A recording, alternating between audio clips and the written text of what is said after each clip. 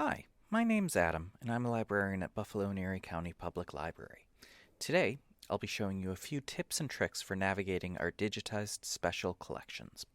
This video will not only provide an introduction to the digital collections for people who haven't used them before, but will hopefully also provide some new search techniques for more experienced users. To start off with, what are our digital collections? For the most part, when I'm using that term, I'm referring to unique materials from the Grosvenor Room, our special collections department, that we've digitized and put online so that people across the entire world can view them on their phone or computer. This can be medieval manuscripts or personal archival material from the Rare Book Room, vital records from our genealogy collection, sheet music from the Pan American Exposition, or historic publications from local organizations. All of our digital collections can be accessed with a few clicks from the library website's homepage. As you can see, I'm at buffalolib.org. From here, we'll click on Research and Resources, and then under Collections, we'll click on Digital Collections. Almost every item we've added to our digitized special collections is listed on this page. Collections are grouped under a number of categories.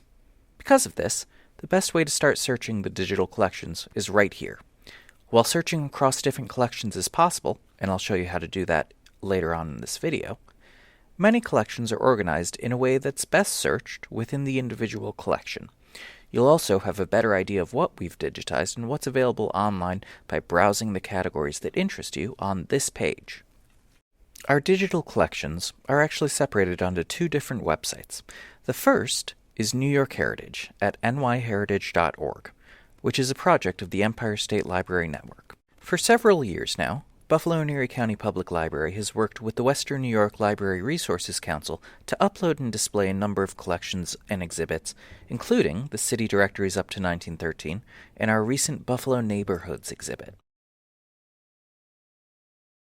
So going back to our main digital collections list, one collection that people get a lot of use out of are the city directories. These stretch from the first directory in 1832 to 1913, which was the date up to which the directories were in the public domain when these were first digitized. As you can see, we can browse the collection by year by just clicking Explore here. If you want, you can browse the directories by year. So if you're looking for a specific name in a specific year, that's one way to find it. However, these directories are fully text searchable. While the transcription isn't perfect, you can try to find a name just by searching for it. Let's try to search for the last name Smith now. I'll type it into the search bar and click the search button. You can see that every page will still be listed, but the ones where the search term shows up will be highlighted. However, that's quite a few pages to click through to find what you're looking for. I'll click Filtered here to filter out the pages where the search term does not show up. You can see the red bar indicating that a search term was found is now showing for every page. But I'll mention that sometimes the text recognition isn't perfect, and sometimes the best way to use a digitized directory is to use it just like a physical directory, by browsing to the section for the name you're looking for. One other way of searching for items on New York Heritage is called faceted browsing. Let's say I wanted to see every item that the library has put on New York Heritage. To do that, I'll go back to the home page for New York Heritage and click on Organizations in the top right. From there, I'll find the page for Buffalo and Erie County Public Library. This page shows every collection or exhibit that the library's put on New York Heritage. If I wanted to view all items, I'll click Explore All. On the left, you'll see a number of different fields or elements which list different terms we've used to provide information on the items. By clicking on one, I'll see only items that have that term in that field. For example, if I wanted to find only photographs from the library, I'll click on Photographs. Then, if I wanted to narrow it down further, I could click on a certain date and only view photographs from that year. As you can see, we're now only viewing photographs from the year I selected. The second platform we use for digitized collections is our main digital collections platform at digital.buffalolib.org. This is where we'll post most new digitized material, including atlases, birth records, and other resources that don't fit into what's already on New York Heritage. Here, you can see featured items or collections, as well as a few helpful links up top and recently added items down here. Let's check those out now. I'll click on View All Items, and then on the hymnal listed here. Just like on New York Heritage, we use a number of different fields to describe items, like a description and various topics that the item might fit into. As you can see, a few terms are in blue. These are links you can click that will show every other item that uses that term. I'll click on Music Manuscripts now. This will list all of the items that use the exact same term as a subject element. The ones you see now are a collection of medieval or early Renaissance manuscripts that we're in the process of putting online. But that's not the only way I can find items using a certain term. One way is through a general keyword search.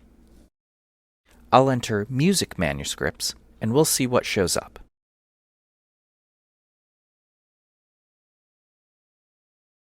As you can see, it's items that aren't just music manuscripts, but any item that has either music or manuscript somewhere in the record description.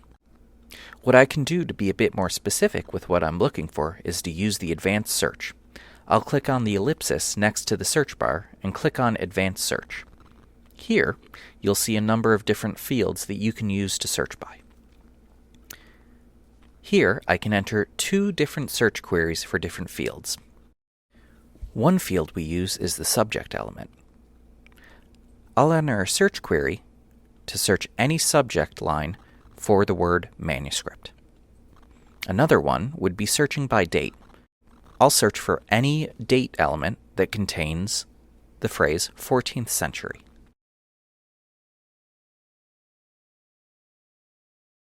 As you can see, we've got 3 items that are manuscripts from the 14th century. As I mentioned before, while doing a keyword search or an advanced search will allow you to search across collections, certain collections will have transcriptions or text that's best searched within the collection. One collection like that is the City of Buffalo birth records, which are a selection of birth records for 1850 to 1881.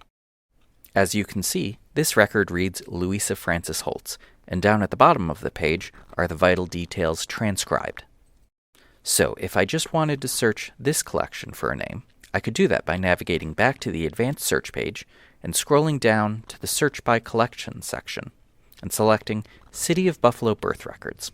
Then, I can do a standard keyword search for whatever I'm looking for. For this, I'll enter the last name Burton. And as you can see, we have one record with the last name Burton.